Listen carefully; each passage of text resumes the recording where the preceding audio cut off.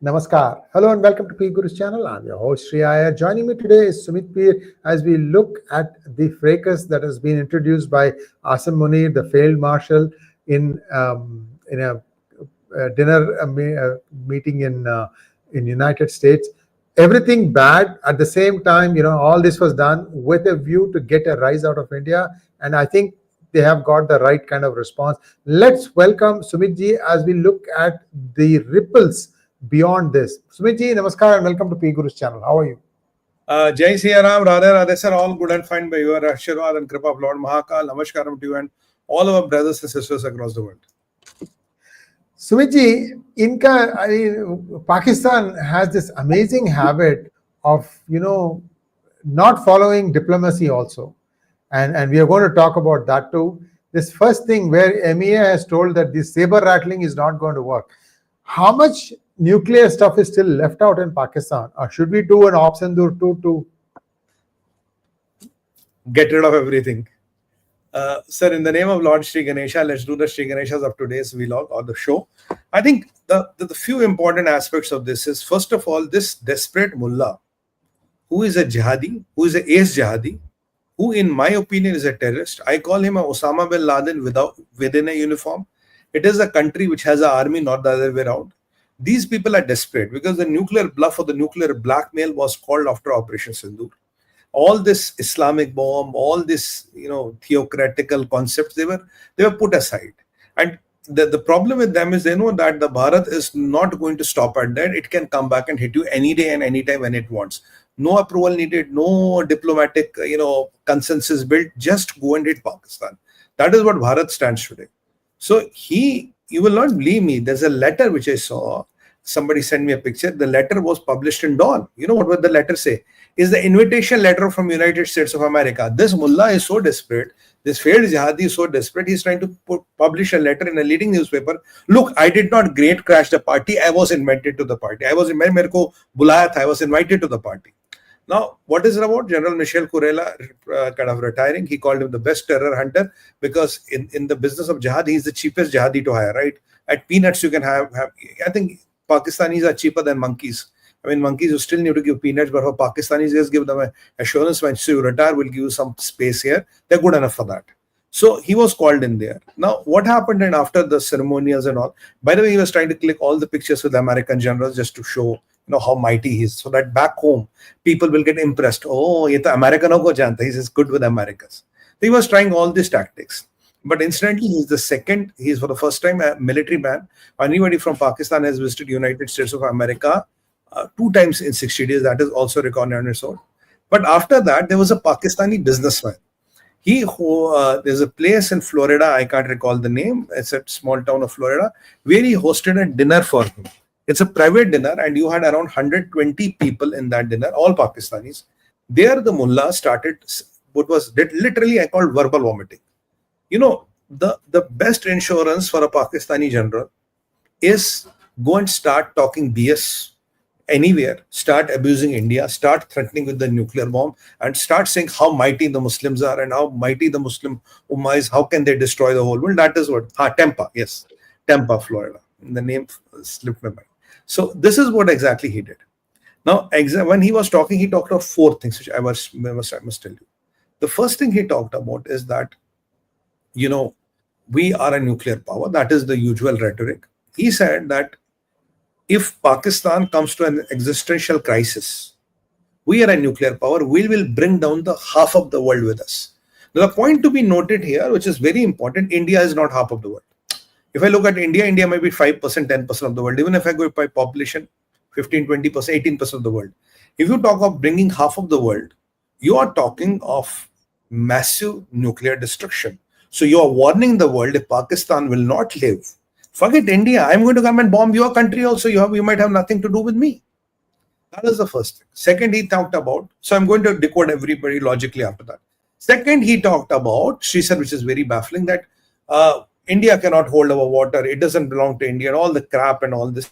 He said, let India build the dams. We'll throw 10 missiles and we'll destroy it. Inshallah, we have no dearth of missiles.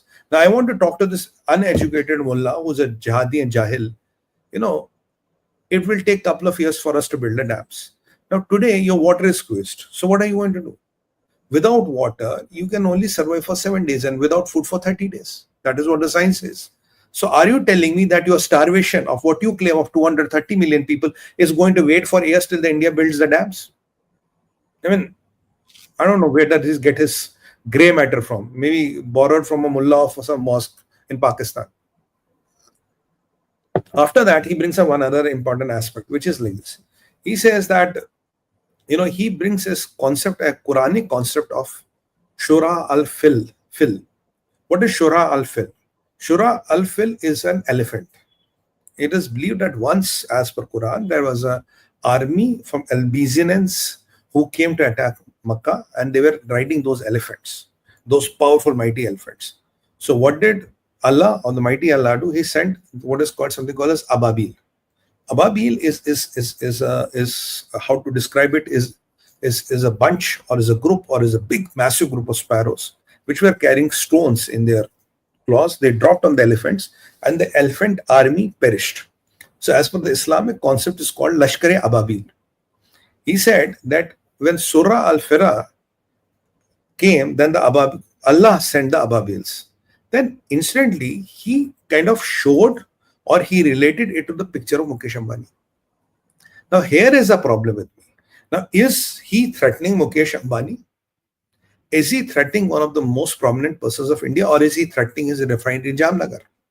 And if you talk of the Ababil, there's a missile in Pakistan by the name of Ababil. The range is 2,200 kilometers. This is the same missile which they tried to give it to China to make it ICBM. They did a testing in Balochistan and it crashed. It's exactly the same missile. So don't think it was a rhetorical statement here. This Ababil thing has a logic, and he is trying to talk about attacking our economic infrastructure and maybe some prominent people like Mukesh Ambani, maybe his family. I don't know. This is something which is a bit worrying. So is a Pakistani general, a failed field marshal from America, threatening Indian citizens? That's point number 4. Point number 5, he says that India is a chamchamati Mercedes. It's a new Mercedes, and we are a dumper. Dumper is those old time trucks loaded with sand. If a dumper hits the Mercedes, who will have more loss? Now, thank you, Munir. At least you acknowledge India as a Mercedes and you are a dumper of the Jurassic era. That for that it is okay. But he was referring from some notes. The comparison was so crass because I'll tell you, Sree sir. I mean, you must have driven a Mercedes and all. So it is how much? 0 to 100 in 5 seconds, 4 seconds. And dumper will take to reach 105 minutes. So how the hell can you catch a Mercedes with a dumper, with a Pakistan dumper? So the question is of the technology. The question is of the resources. The question is of the stature. So even your analogy, which you are trying to explain, is outdated and is crass and is crap. And as far as your power and capability is known, we have dismantled you in Operation Sindoor. We have whacked you. So these are the 4 rhetorics which he talked about. Let's take the point number 1. When you're talking of we are a kind of a nuclear power will take the half the world down. India is only 5 to 10% of the world. Are you threatening the Asia and the South Asia? Whom are you exactly threatening? So that's point number 1. Second thing, you cannot wait for our dams to come. By that time, you will have 250 million people in your country die of starvation. If you have that time, welcome, Munir. You have all the time in the world. Wait. Point number 3, dumper and Mercedes, UK are no match. Point number 4, what is this Shura al-Fil, and what are you trying to equate it with Mukesh Ambani? What has it got to do with Mukesh Ambani ji? Why are you trying to strengthen our status? This is something which is serious, because this is beyond rhetoric now. And I think it's also a veiled warning to Saudis, because there's a lot of Saudi money in Ambani's business. So whom are you trying to threaten, Munir? 4 points. The 5th point, when this all came in, Indian MEA whacked through this. They called it nuclear cyber rattling. Say, you are guys who only talk too much. You are capable of nothing. This is all echoing, this is all posturing and all. And we are not scared of what you are trying to say. We know how much you are capable of. We have demonstrated our capabilities in Operation Sindoor, and this brings to us 2 important aspects, which are very important. One, I would, if I'm MEA, I'll call it one word: verbal vomiting. It's verbal vomiting of money. So that part settles it. Now there are 2 aspects, and she said. The first aspect is, friends, is that when he talks about, I talked about the dams and all that. Now our response is, so after this rhetoric, after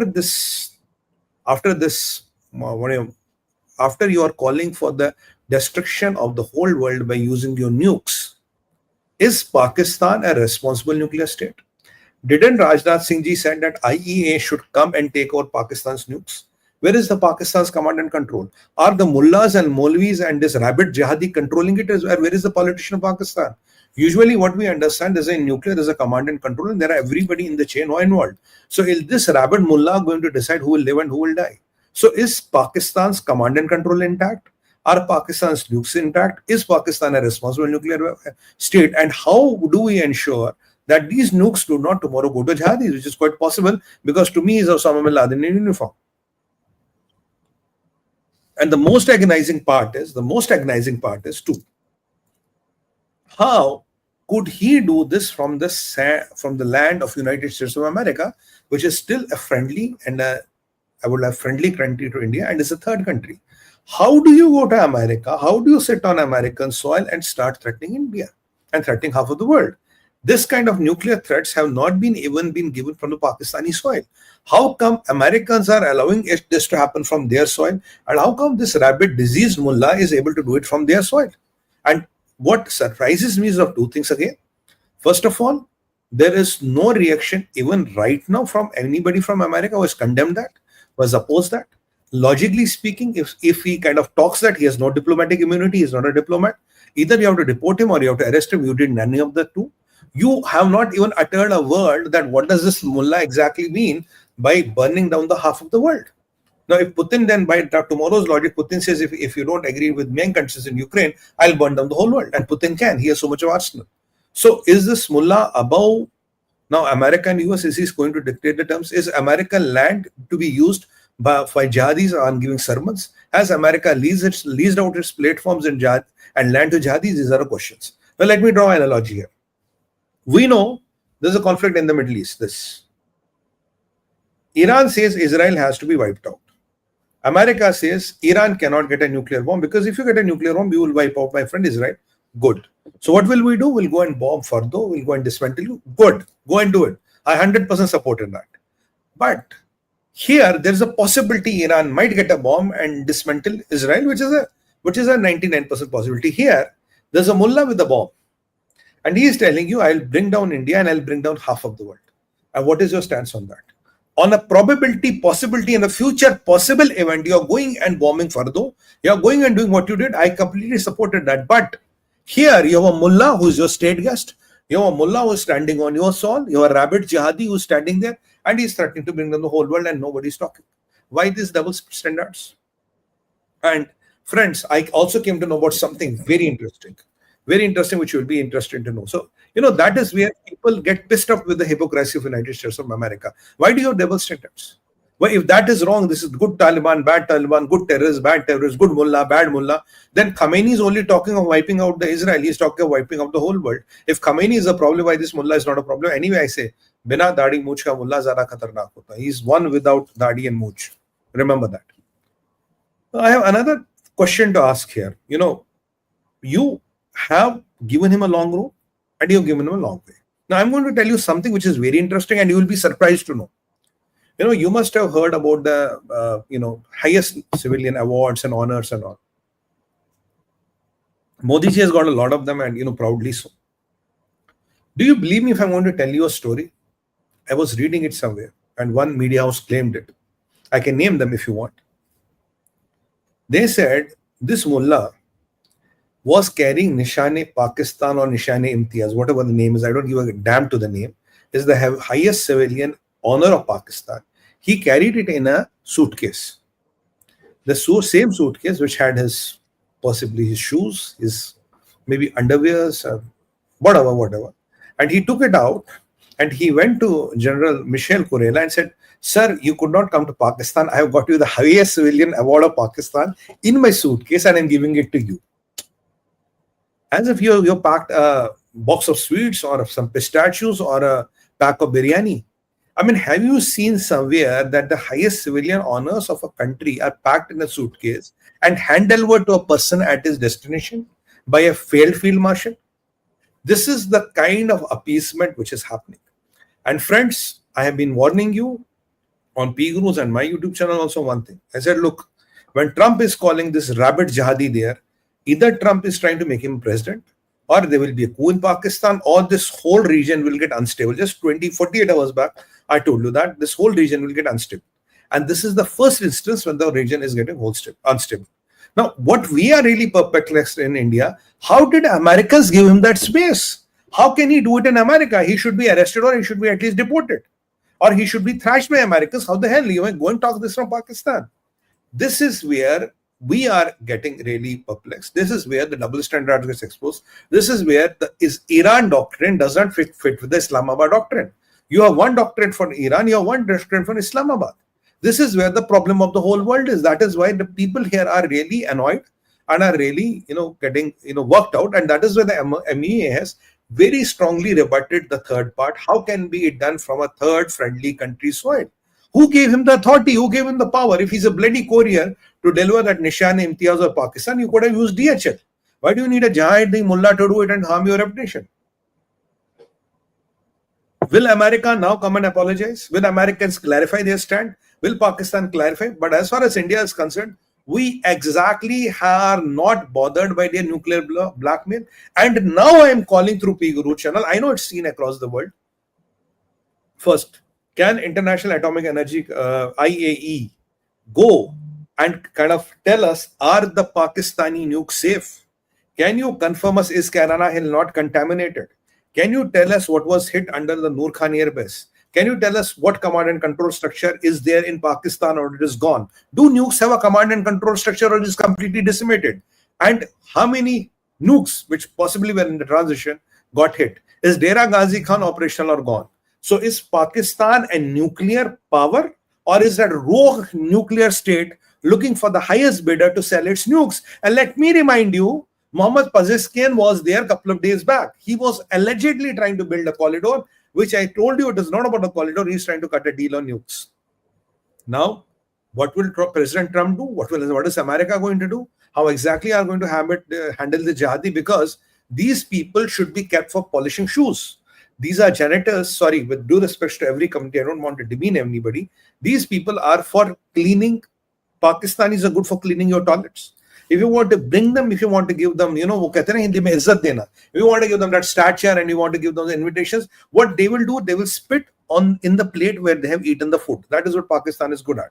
So now Pakistan has not only embarrassed itself, it has embarrassed United States of America, and our MEA's rebuttal is the one of the strongest what I have seen, where you are clearly calling out, we don't bother about Pakistan. What about the United States of America? How is America going to respond to that? That is where the important piece of it is. That is where the whole thing, and the world is looking at it. The entire world is looking at it. And nothing from America. Even their ambassador here did not comment. Nobody commented. Nothing. Where is Marco Rubio? Where is 𝗏𝗏𝗏𝗏 𝗔𝗍𝗍𝗏𝗏? Where is 𝗠𝗎𝗏 𝗏𝗏𝗏𝗏? All the Trump's lieutenants, any of them should come in and say that we have nothing to do with this. But even not a denial. Why? Why is America so much under pressure? What is Munir holding to his heart?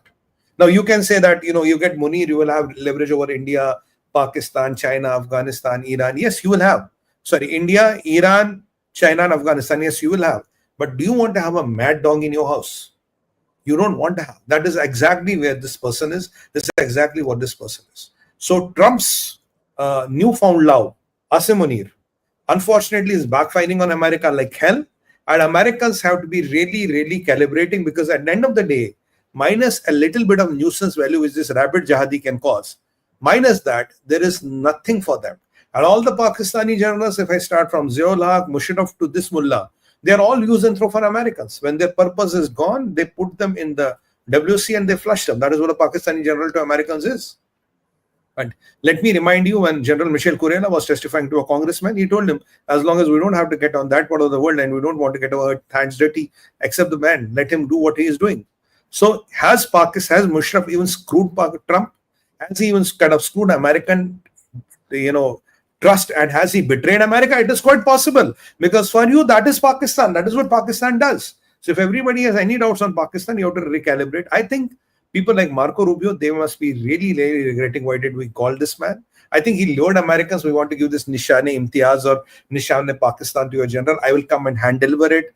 Americans walked into the trap. They were down the garden path. I'm not trying to support them. I assume this is the case. They sent a letter. That is why the rabid mullah had to publish that letter in the Dawn. What was the need of publishing that letter in the Dawn? The only reason was, no, Americans called me. I did not grey crash. I was invited. And like the kid, he was trying to take pictures with the American generals. Now, what are you trying to say? People in America know you. Who the hell bothers who you are? And kya naam hai, sir? His deputy who retired, Shamsuddin. His deputy who retired just a few weeks back, Shamsuddin or Shamsullah, I can't remember his name. They all sound similar, by the way. He has already moved to Canada. He has left Pakistan. He's the same mullah who was threatening us. Shamsuddin Chaudhry. Chaudhry. No. Some other name. I can't remember, sir. He was his deputy, and he was the same guy who was threatening us from Singapore. Remember the Shanghai? Correct. He was the guy who was threatening, your nuclear threshold has come down. We can do this. We can do the same guy, sir. When he retired, within a week or two, he is back to Canada. I think he has a Canadian passport. He's living there peacefully. And if Americans think any of the Pakistani general even lives in Pakistan after this, it is not. They make their money. They use this Islam. They talk about this Islamic theocracies. They've been the power. They are trying to save their face with the masses. They're showing, we know the Americans. They're saying from the land of America, we threaten the Kafirs of India. That is what the whole game is about. But at the end of the day, they know we have whacked. So what India needs to do is Operation Sindoor Part 2, finish Pakistan, dismantle them into 4 parts and take down the Jihadi. Because these people are threat to the world peace. These people betray countries, they betray civilizations, they betray the human ethos, and these people have to be taken down mercilessly. That is what the whole idea should be. That is, and I think America will not be happy with this mullah, because in my opinion, Americans would not want him to come there and start talking this. But if he has done this, he has betrayed everybody. That is Pakistan for you. So this is our first part of the thing. Our MEA has done a beautiful job. Compliments to them. And I think the only unfinished agenda is to finish and break Pakistan into 4 parts. Now we have 3-4 segments to cover. We'll go to them. I want to comment from Sree sir before we go. Sir. Yeah, so Hamas is on the radar. I think for the first time, India has also called Hamas a terrorist organization, isn't it? So coming from India, that is something very interesting. Why India chose this time to say this thing? Your thoughts, Sumit? Thank you, sir. You see, I have to thank God. I have to thank Lord Mahakal for one thing, because I have been trying to raise this point on PGurus channel and other platforms multiple times. I said, look, Hamas is in POK.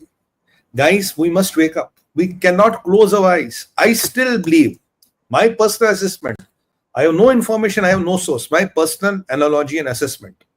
In Pahalgam attack, there was Hamas cadre involved. She said, I've been stretching my neck and telling from the day one. Yeah, that makes sense. That makes sense. I was telling you, there is Hamas cadre or maybe Hezbollah, but possibly Hamas 101% involved, because the killing, the brutality, the way people were shot, either I was telling from day one is SSG plus this Hamas or Hezbollah, possibly Hamas, less chance of Hezbollah, can't rule out Hezbollah. Because look, on the 5th February, there was this mega Jihadi convention which was held in POK. The head of the Iranian Hamas, Iran let him pass through Iran, go to POK. I mean, warning this to the authorities time and again. Let him go to Pakistan. They did this big pomp and show of those bikes and guns and all that. There were elephants which were kind of put in, and all the tamasha was done. And they said that, it is our duty as Islamic Ummah to liberate Kashmir. For the first time, Hamas was talking Kashmir. Tayyip Erdogan has been supporting Hamas directly, indirectly, because Tayyip Erdogan wants to be a player in the biggest political theater of the world. One is Gaza, second is Kashmir. Because Gaza, it is beyond his capability. Israel will come and whack him. So he wants to be a player in Kashmir. So how will he become a player? He lives too far off. He wants to support Hamas, and Hamas should talk Kashmir. And by his support and money, let him become an indirect player in the Kashmir affair. And he has been supporting Pakistan on Kashmir very directly. There is no doubt. Now, something has happened. My assessment tells me something has happened, something which we don't want to tell. And I'm willing to stretch my neck out and tell you another thing today, which I've been saying since this Operation Sindoor happened. One day you will come to know there were Iranian weapons also used by Pakistan. We may not want to talk about it now, but there'll be a day we'll come and tell you that there will were Iranian weapons used here. So when we talk of Hamas, though, Benjamin Netanyahu, after 7th October 2023, has Dr. Khalid Qayoumi, right, this is the guy. We showed you the picture also, I think, on PGurus channel. We showed you the picture. Yes, absolutely, Sachin bhai. This 𝗟𝗡𝗙𝗿, yes. It is kind of direct. Then we have this Pahalgam incident. I was telling that something might happen. But anyway, so after 7th October 2023, Benjamin Netanyahu has been telling us, "Arey bhai, ban Hamas, ban Hamas, ban." But we did not want to touch the Middle Eastern part of terror. We don't want to go there. We don't want to touch that part of Islamic Jihad. So we didn't kind of name Hamas. So we were kind of holding our horses back. But I think something has hit the radar. There is something which has come. There is something which is now very credible. So they have kind of, General Dwivedi is a very seasoned man. He's a gem of a person. And when he talks at IIT Chennai, Madras, he talks about Hamas. He says, when we look at the terrorist organization, 𝗏𝗏, TRF and Hamas, what does these three names tell you, sir? 𝗏𝗏, TRF and Hamas. If I take them in one breath, 𝗏𝗏, TRF and Hamas, what does it tell you? Doesn't it ring a bell? When I take them in one breath, 𝗏𝗏, TRF and Hamas, all the three may look. TRF and 𝗏𝗏 are 100% involved in Pahalgam. Is Hamas also involved in Pahalgam? Has Hamas something to do with Pahalgam? Possibly yes, because now is a terrorist organization. So what does that tell you? Now the India is not looking at terror within the Pakistan. India is looking at the global terror outreach. The Islamic terror, which spans from Nigeria and comes down to Pakistan, the whole axis from Nigeria to Pakistan, there are multiple jihadi organizations which are involved. So India has now decided, what I infer from General Dwivedi's statement, India has now decided that a terror is not only limited to Pakistan. When we look at Islamic terror, you have to go up to the Nigeria and start looking at all these organizations. It's a very welcome step. I compliment General Dwivedi for this because, sir, you have really done something which India needs to do. And you put in front that, because as these terror organizations are, kind of, what are the hand in glove with each and all that, they're kind of openly supporting each other. We can't say the terror is only emanating from Pakistan. Yes, it is emanating from Middle East. Yes, it goes up to Somalia in Africa. It goes up to Somalia in Africa, and there are one or two pockets mainly in South America, but not much. Africa, Middle East, what we call as MENA, Middle East, North Africa, and then it's some of the Western Asia, and it comes down to Pakistan. That is where the terror global footprint is. And I'm very happy India has risen to the occasion. General Dwivedi has risen to the occasion, and it's a very clear message. India is not looking to park terror now vis-a-vis Pakistan. We'll be looking across the world. And with it, there's a clear message, in my opinion, that push comes to shove, we can settle these terror organizations wherever they are. Let them be anywhere, we can settle them. And that is where the message is very clear. Because, generals do not, they will not just utter words without meaning them. They exactly know what they are saying. And, I have the greatest of respect for the generals. They exactly know to the last comma and dot what they are saying. So this is a very important aspect. So India's horizons are increasing. Now, a couple of updates on Israel as we are talking Israel. Now, Benjamin Netanyahu is talking of taking out the Gaza completely. And he says that, people of Gaza are begging us, please liberate us. We want to be liberated. This Hamas is really torturing us. Now, he has put out 5 conditions. He said, we want to disarm Hamas complete. We want to make sure, the Hamas is completely demilitarized. There's no Hamas in any way. We want to take over Gaza. We want to control the security and everything around the Gaza. We want to build a buffer. Then we want the local administration. We don't want to rule the Gaza. There'll be a local administration which will be formed, which will be non-Hamas. They will go and rule the Gaza. Let them run the Gaza, but it will be under our protection. We'll control the peripheral area, and there will be a buffer in between. And we hope that this organization which comes up, which is from locals, maybe eminent intellectuals and all, they will come kind of run this place, and there will be no animosity with the Israel. In fact, Egypt had put in a proposal quite some time back, wherein they had proposed that people from the Arab League can form this. Some people say Palestinian people, from the West Bank can come and do this. But Israel is kind of saying no to that. No Arab League people, no Palestinian people. Let the people out of Gaza form a council, maybe some intellectuals and eminent personalities, and let them run the Gaza, because they're more over running it like a more of a small UT kind of a thing, or a municipality kind of a thing, but the main functions will be controlled by Israel. Now, there is a lot of resentment even within the Israel, between the hardliners. There's a resentment from the people who are with the hostages, because once you enter the hostage zone, some 20 odd hostages might be alive, and we don't know, unfortunately, how many of them will be left. But Benjamin Netanyahu still believes that there are thousands of Hamas terrorists which are out there with guns, and they're a perpetual threat to Israel, and Israel must go and do what is supposed to be done, because Israel cannot have a neighbor which is stone's throw away from me and believes my country should be decimated and all the Jews should be killed. So he says, look, guys, I'm an existential threat. I'm going to do whatever I'm going to do. The couple of countries who have said, oh, we'll recognize the Palestinian state.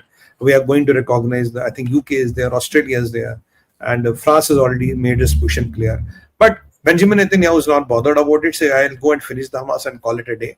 And I have nothing against the people of Gaza. And he also makes one thing clear. There is all propaganda which is run by some parts of the Western media. The starvation in Gaza, people are dying and all that. He said there are thousands of trucks who are entering Gaza with food, water, and material. We are directing these trucks to a place which is conflict-free. People are going and having their food and everything there. He said if Israel had a policy of starving people of Gaza, by this time nobody would have lived in Gaza. We would have starved them any day. We don't want that. We are not into that. This is all run by some people like Al Jazeera and others. He named a couple of people who are running these malicious propagandas, who are Hamas media, typically Hamas supporters of media, or running this. So there's nothing like that. We want people of Gaza safe, but at the same time, we want to achieve what our military objectives are. They are not negotiable. He says Trump endorses my vision, so I'm going to do it. And Israel is kind of already preparing, or some operations have started. And we know when you enter Rafah and all, it's going to be a bit tricky, but they're for the job. So in the meanwhile, there was another development which happened in that part of the world. One alleged Al Jazeera journalist was killed. So Al Jazeera and everybody started saying, oh, Al Jazeera journalist, Israelis targeted a journalist and all that and all that. Now, eventually, IDF came with a clarification, Israel Defense Forces. So this person was working for the propaganda wing of Hamas. When Hamas started getting decimated, what did he do? He joined Al Jazeera, or Al Jazeera made him join it.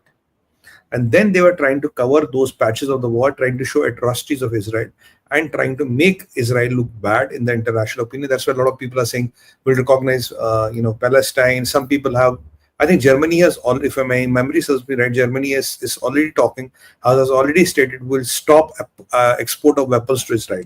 That is something which I read around 48 hours back. I think it's still valid. Will stop export of weapons to Israel. So with all these malicious propaganda happening, now there are enough proofs that this is, unfortunately, there are a couple of guys who got killed with him. They may not be related with Hamas, but they were the crew who were supporting him. So, and that is the position of Israel, that this one was Hamas terrorist. And he had attacked IDF troops, he had attacked IDF installations, and he had killed a lot of Israelis and had blood on their hands. So killing him was eliminating a legitimate terrorist who was disguised as an Al Jazeera reporter. That is where the whole fiasco kind of stands, and IDF has put enough proofs up there in the social media, up in their handles, so that people can judge for themselves. They're saying, let people, these are the proofs, judge for yourself. A badge, a press badge to a terrorist cannot be the life jacket, or cannot be the immunity of life. A press badge does not guarantee you that all your terrorist deeds are washed away. That is what Israel has to say. You want to make a point, so then we move to the next one? No, let's go to the third point. Zelensky calls Modi. This should be quick because we have one other big item to talk about. Sure. We have how many minutes? Okay, 10-15 minutes. We should be able to close everything. Now, another important aspect is Zelensky calling Modi. You know what is happening in Alaska. We discussed Alaska. What is going to happen there? How things are going to pan there? And now there was a wildcard entry. The wildcard entry was Americans said we would want to include Zelensky. Putin says include Zelensky, but after Putin as Trump has met, because then include Zelensky. Yesterday, I was on my channel, sir. In my monologue, I had predicted within 24 hours Zelensky will call Modi. Swear to God, I predicted this. So today we came to know Zelensky called Modi because Zelensky is trying everything. He's trying PR. He's trying to reach to media houses. He's even trying to the Islamic bloc of Turkey. He's trying to he will even reach China. Take my word. He must have, or he will reach China. He is trying to reach everybody to get his pie of the bargain. Putin wants a victory with the conditions. But what does Putin want? Putin wants, I want all the territory to be assigned to myself. I want my sanctions to be taken out. I want to sell the oil to Europe. Because if we start selling to the Europe, everything is whitewashed. No war, no crimes. Zelensky doesn't want war to stop. Deep State doesn't want war to stop. And let me take you, 14 months back, there's a statement from 𝗟𝗏𝗏 𝗔𝗠𝗏𝗏 where she clearly says that Zelensky is Deep State. And even some people argue that the American military industry doesn't want this war to stop because there's a lot of multi-billion dollars of weapons which are there. Now J.D. Vance comes in and he says, look, we Americans are not willing to fund the Ukrainian war, because I'll tell you why Vance said that. Because when Trump was meeting Putin always said, hey buddy, you're giving weapons to the Zelensky, why should I trust you? And remember the conversation between Zelensky and Trump when Trump asked, can you hit a rocket inside Moscow and Kremlin? He said, yes, we can. After that, to build that trust, what is his name? Deputy President of America, kya naam hai? J.D. Vance. J.D. Vance came and said, we are stopping the trade because we don't want American taxpayers' money to go. But the J.D. Vance gives another statement to the CNN while talking to CNN today. He says, look, we are okay if Ukraine wants to buy weapons from the American military industry. Why did this happen? Because if you want to do a truce, then there are no weapons, there are no sales. He says, America will not fund your weapons, but if you have the money you want to buy from the American military industry, well, no problem. So that was a goodwill gesture America is trying to do to the Putin. Now Zelensky wants to come in. Zelensky doesn't want the war to stop because Zelensky has made his political capital on one line. We better die, either trade the land. Because in this deal, you have to trade the land. There is no deal without that. So it's a very interesting aspect. Now Zelensky has started reaching to the world leaders who have the influence. And one of the prominent world leaders who will have a lot of influence vis-a-vis Putin is Prime Minister Modi. He will also reach Xi Jinping. That's my assessment. He will reach 𝗖𝗎𝗄𝗏 because 𝗖𝗎𝗄𝗏 has a lot of influence with Trump. He might try to reach MBS so that because he can put in a word to the Trump. Now, when he spoke to Modi ji, and Modi ji also tweeted on that, he's saying, oh, Zelensky called me and we spoke on the conflict. India's position is very clear. Look, we are all for peace. We want peace to happen. We want this conflict to end. Zelensky is trying to say, Prime Minister Modi, all is good. Thank you for your words. But you should not buy the Russian oil, because when you're buying the Russian oil, this Russian oil is used by Putin and it is kind of keeping his war machinery on, and that is why we are losing lives. Oh, Russia bombed a bus here, Russia bombed a school here, Russia bombed a tunnel here. I mean, all those incidents, a couple of them he narrated. Well, it's a war, things like that happen. And Zelensky, you should have thought before going into the war. You cannot fight war on borrowed and begged weapons. That is your problem. You wanted NATO to be there, now go and handle it. Now, in a way, he was trying to put pressure on Prime Minister Modi. Why don't you say, will not buy Russian oil? And India has made its stand very clear, even after the Trump sanctions and all, whatever is in the supreme national interest, that will be done. And for the oil security of the nation, which is one of the national security needs, if we need to buy Russian oil, which we need to buy, we'll go and buy. But you put 50% or 500% tariff, it doesn't matter. If we need to buy that oil, we'll buy that oil. Now, Zelensky is trying to pull a quick one, trying to get the humanitarian angle to it and trying to say, I reached out Modi and said, Modi ji, don't buy Russian oil because Russian oil is helping kill my people. And when Zelensky, when you did Operation Spiderweb, what happened then? When you started hitting Russians below the belt, what did happen then? When you started eliminating your Russian generals by your special forces and by your elite units, what happened then? Well, you can't have both the sides of the bargain. Now the only development what I can report to you is that in September, there's going to be a UN convention where Modi ji and Zelensky will meet, if still he is in the power. And then after that, there might be a visit from Modi ji to Ukraine sometime, and vice versa. Look, our strategy is very clear. Our relations with Ukraine are not dependent on Zelensky. Ye Zelensky here, put him aside. We want to have a good relations with Ukrainian people. We want to have good bilateral relations, trade and cultural ties with Ukraine, which I completely endorse. It cannot be hijacked by one crazy man called Zelensky. So we have to manage the Zelensky for some time. And after the outcome of this session, which is going to be either the biggest geopolitical event or the biggest geopolitical disaster, next 72 hours will tell us which way it's handling. Because if you look at Zelensky, he never wanted the war to stop. Zelensky has done everything for the war not to stop, including yesterday when he said, we will not trade off any soil. And without trading of the soil, the war doesn't stop. It's as simple as that. So let's see whose support Zelensky gets and what is the surprise Zelensky will be able to spin, and will Trump be able to hold? Because if Trump cannot control his temperament vis-a-vis Putin, this will not be a war. This will be a big geopolitical disaster. The world will be heading to a major crisis after this. If this doesn't happen, I'm very sure Trump should be able to, I hope and pray Trump is able to control his temperament and Trump doesn't act like the boss. By the way, yesterday Rajnath Singh also told, you're not the boss of the world. He told him, you're not the boss. Don't act like the boss of the world. So if he handles Putin with care, now the problem of getting Zelensky on the table is because she said Europe is pissed off. Zelensky is pissed off. NATO is pissed off. NATO says you bypassed me. Europe says, you never asked me, Putin is my biggest threat. Zelensky says, Arey bhai, this is my country. How can you decide my country? I'm not there. So under that pressure, they want to get Zelensky included. But after the Putin says, after me and Trump have spoken, then you talk to Zelensky. I have no problem. I don't want him in my room. So that is where it is becoming tricky. And Zelensky is getting all media, all PR, and trying to be the good boy and trying to say how Russians are bad. But the ultimate objective is, do you want this war to stop or not? But the good thing is, American aid has stopped, but America will still sell the weapons if NATO or European Union can fund the bill.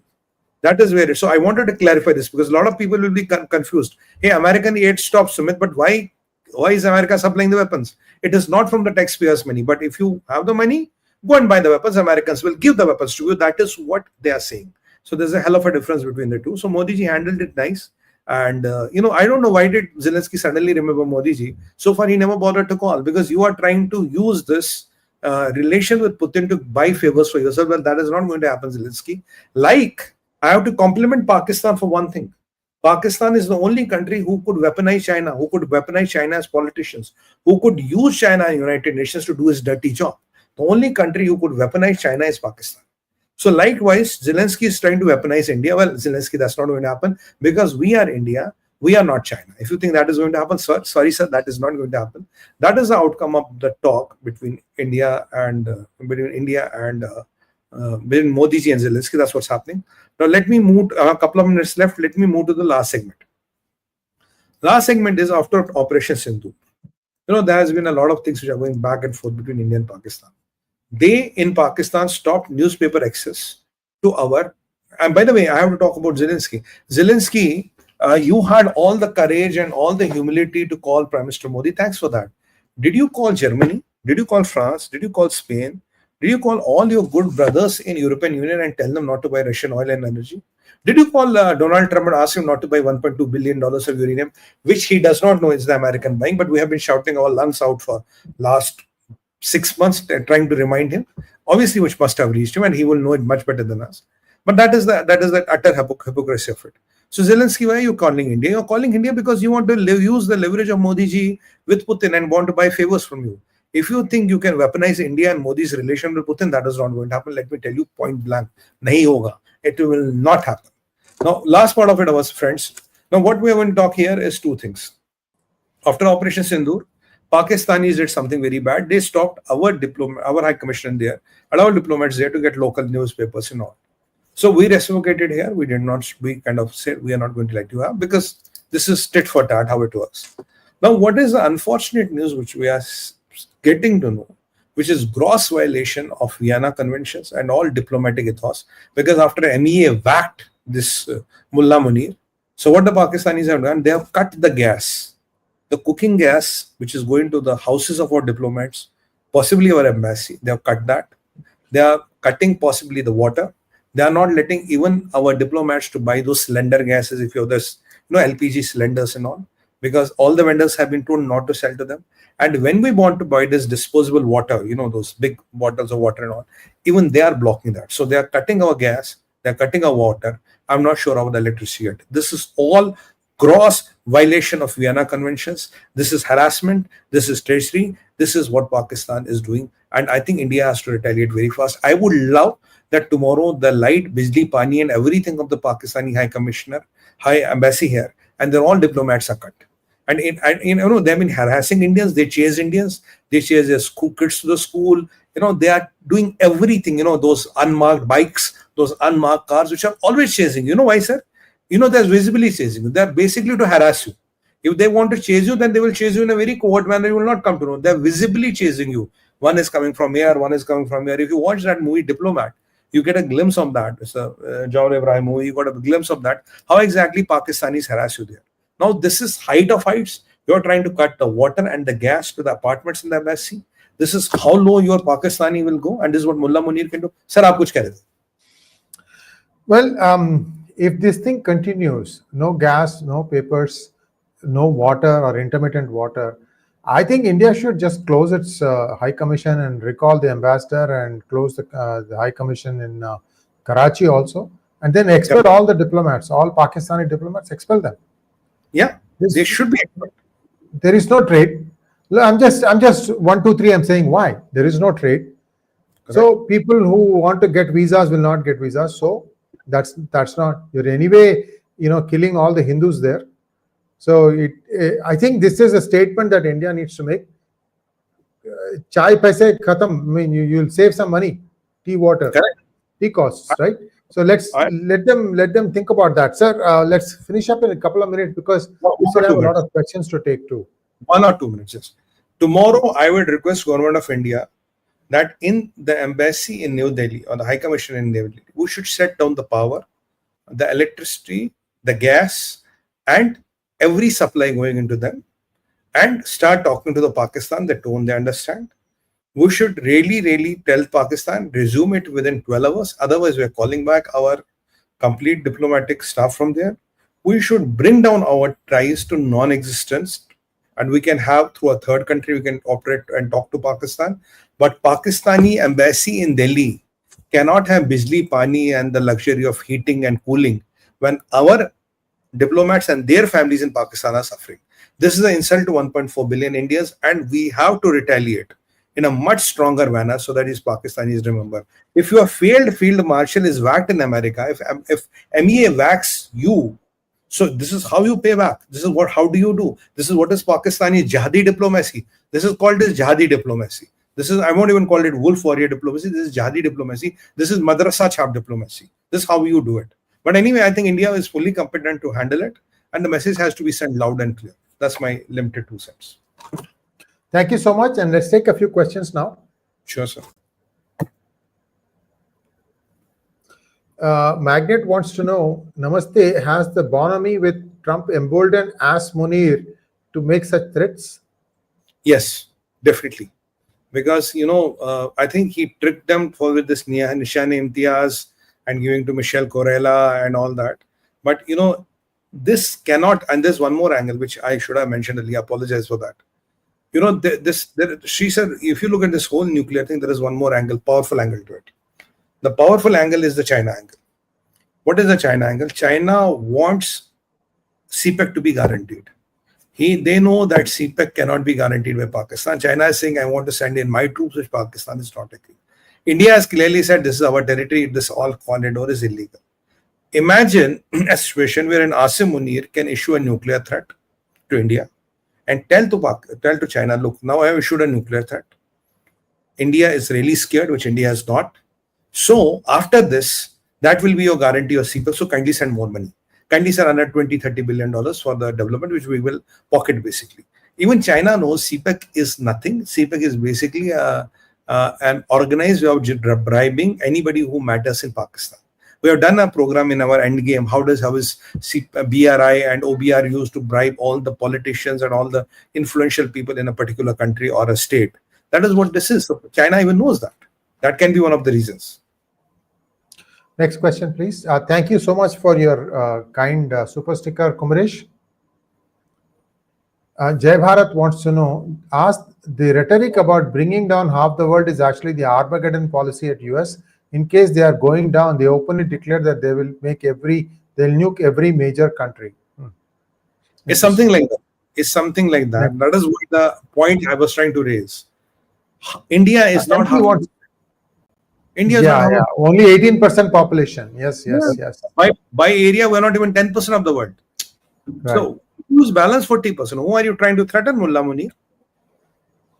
MP wants to know, why cannot India resume Operation Sindoor based on Munir's new comment? I think Operation Sindoor must have a tangible objective, and I think Munir is giving us all the reasons to resume it.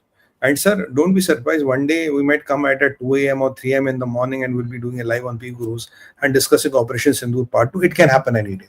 Swear to God, it can happen any day. It is not, this time we are not going to announce anybody. We are not going to calibrate the response. We don't want to do this diplomatic niceties.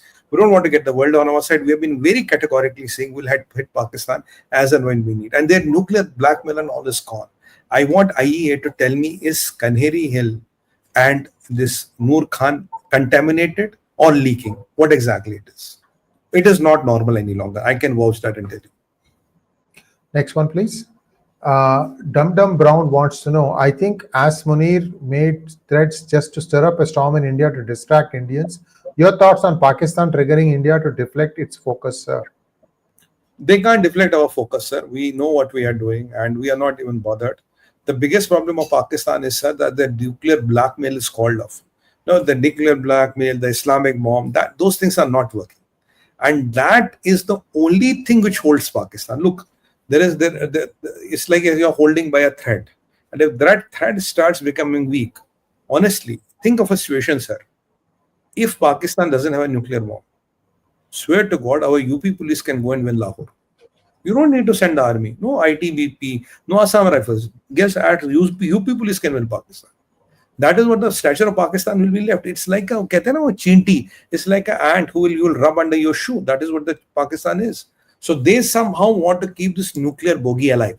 They will do every desperate step to keep this nuclear bogey or nuclear bomb, half of the world. No, this is just mullah rhetoric. That's what I call it. Next one, please. Ravi Shankar wants to know, sir, Pakistan sinks to a new low, blocks supply of clean water, gas, and newspapers to Indian diplomats stationed in the country. Yeah, we talked about this. We talked about that, Ravi Shankar. And yeah. we are Thank you, Ravi Shankar. Yeah. We are demanding retaliation, sir. We are demanding retaliation from our side. Next one, please. Thank you so much, Trishul. Sumitji, even after breaking them, green problem is not going to stop. Boundaries are meaningless for them. They'll carry out anti-Bharat activities from inside or outside. What's your opinion, sir? So there are only two differences. A very good question. I must compliment you for that. There are two differences here. Look, Pakistan is a country where army has a country. Usually countries have an army. It's the other way around. Secondly, however they got neutralized, that is how this bluff is still carried. Look, when it is, let's say, Balochistan will look at the development of Baloch people, right? They're not interested in 𝗥𝗘𝗙. So at that point of time, there will be also a possibility that India creates a buffer in between. These all possibilities are possible. We can create a buffer in between. Let's say this, these countries, the main problem of Pakistan is mullahs and this radicalized army. If you get these two people out of the spectrum, now today, I'm just being a devil's advocate for a second. Do you see any statement coming from a Pakistani politician? Nothing. To me, it looks like Pakistani politics is dead and Pakistani politicians are buried long back. Not even one statement coming from them. So if you are able to break the stranglehold of army and the mullahs, Pakistan will be still a problem. But all when it breaks into smaller parts, there's good possibility and probability that they will not come after you because they will have to fend for their eating and living. And with no nukes and with this no mullah military brigade, who's going to send the money every month? There's no IMF, more World Bank. They have to go and slog their butt and get the money. I mean, that's what they should be doing. But today, because of the strategic position, a lot of people want to keep them alive. And Pakistanis are happy having, 2 kgs of rice and 1 kg of 𝗥𝗘𝗙𝗏 biryani, and they have it for 2 meals a day. That's how Pakistani households survive. Honestly, they don't have anything else. Bobji wants to know, sir, America and China are not different from each other. Both want to rule the world. Both want to destroy nations. Both support terrorists. Can you deny this fact? To a great extent, no. They are very similar. But the problem with America is that it might be Trump who will think like this. If there's a change of the leadership, so J.D. Vance comes, things can completely change. But the only disagreement here is, sir, even in China, you replace Xi Jinping, things will change by 15%, not more than that. Worst case, 20%. Because the communism and Chinese Communist Party is built like that. That is the source code. Ye fark hai, that is the difference. Sorry about that. Next one, please. Thought provocateur, thank you so much. Zelensky is Ukraine's Yunus and shouldn't be allowed in India. Zelensky is the international comedian. I like him for being what he is. But, he has killed so many Ukrainians. That's so bad. Thank you so much, Muthukumar. Muthukumar again. PGurus, it's easier for me to script story with dialogues for a thrilling movie being a novice, but is it really hard to understand the geopolitical situation among the countries in the world now? Yeah, many astrologers predicted this, right? That people are going to lose their minds. That's what's happening. It is, you know why? Because there are a lot of conflicting things which are happening, sir. I think if you ask me two things, there is a very long rope given to China because some people were profiting from China and China was given a very long rope. And Islamic terror and Islamic Jihad was put and brushed under the carpet because again some people were making a lot of money from that part of the world. And in our dharma, it is said that Ma Lakshmi comes from the Rakshas Kul, right? So when Lakshmi comes, it brings some Vesan. The Hindi word is Vesan. It brings some burai or it brings some things with it. If you don't know how to handle Lakshmi or what Mata Lakshmi is, then you can get into a lot of problems. So people ignore these two things. And if you look at the world around you, if you do RCA, you'll come to these two facts. If these two things were not ignored, the world would have been a much better place. You ignored China for profit, you ignored Islamic terror and Islamic radicalization for profit. Now pay the price. Last question. Santosh Kumar wants to know, they are diverting us with Mullah Munir, Pappu and more to weaken India. Sumit Nayarji, please help educate awareness and resist these evil plans. From CIA of Bald Eagle. These CIA killed its own president, according to the new revelations. Bhai, kuch bhi kar sakte ho. I mean, right. No holds bar, no holds bar. You are absolutely right. This is all possible. All these last so many years on TV, what we fight every day. Whenever there's a problem, we try to see where is it coming from. And we've been trying to warn people. I have been advocating that we should not go for retrospective tariffs. And even the RBI governor said that. And because why? Because that is going to hurt our economy. Why did the Congress and Rahul Gandhi and all say, we should put retrospective tariffs? Because they know it will hurt them. So it is very important to maintain your calm and know what your objective is. Now, I think by the grace of God, sir, we also contributed 1 cent maybe to it. Now, people are aware. People know what is CIA. People know what is deep state. People know the games they are playing. They are aware. And even, earlier the deep state used to be a YouTuber's word. Now it has hit the mainframe media. It has hit the biggest of the TV channels and biggest of the publications. Now, at least with that, even Hindi, papers which carry in the arena around Delhi, we see the deep state, American deep state. People know what it is about. There's still a lot of work to be done. And I think we will not get deterred by that. If you look at yesterday what Rajnath Singh ji said, he said, you are worried that our economy is growing at an exponential rate. You are worried that India cannot be stopped. What I have been telling you, at 5 trillion, nobody can touch you. At 8 trillion, you set the rules of the game. Haven't I been telling you that? Exactly decode what Rajnath Singh ji told yesterday. He was exactly telling that. But it is time to get focused, get your head together, send a very clear message to the adversaries. And I've been saying very clearly, we have to calibrate on a real-time our strategy vis-a-vis China and Russia on a real-time basis. Because China can flip anytime. Americans can flip China like this if they give some major concessions. Next question, please. The couple from the app.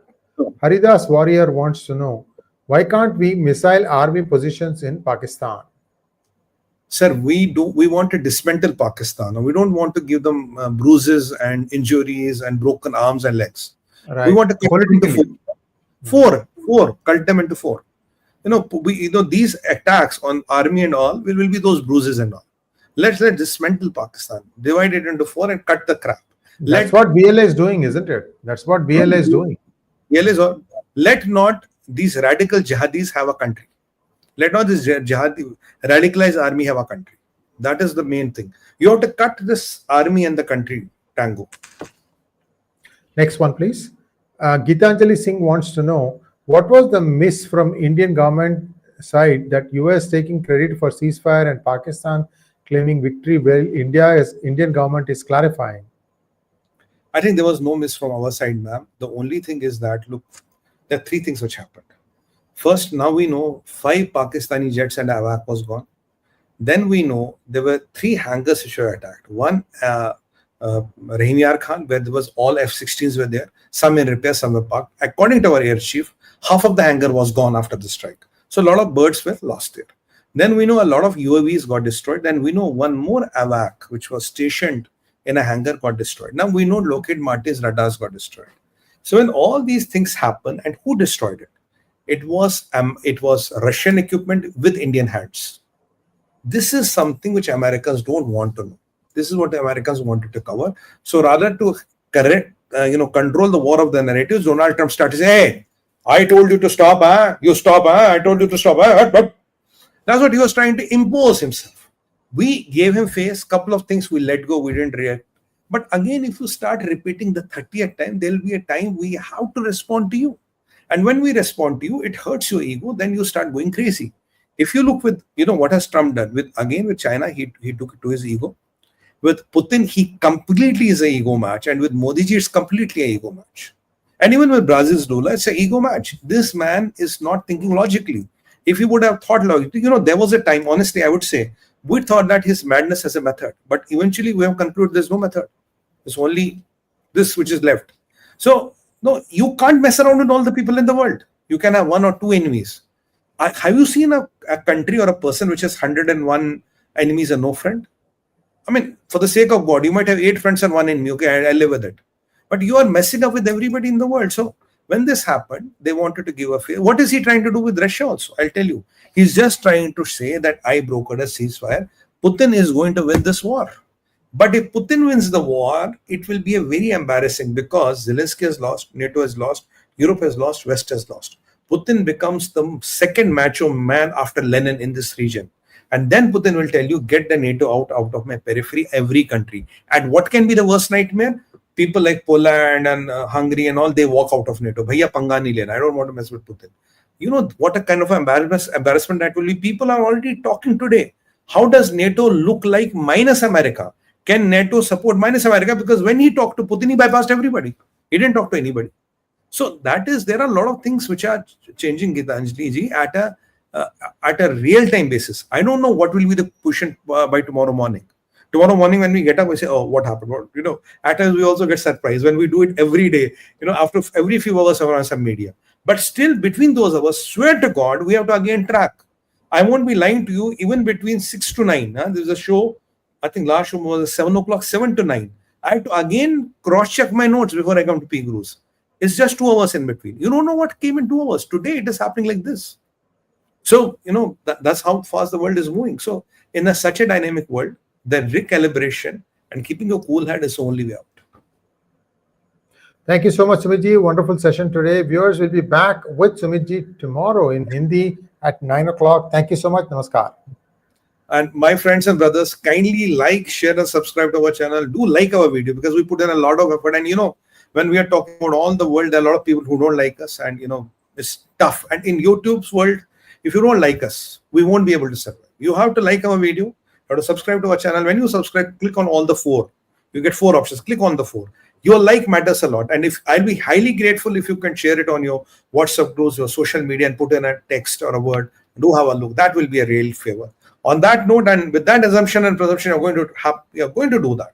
Bharat Mata ki jai, Vande Mataram, Om Namah Parvati Pataya, Har Har Har Mahadev.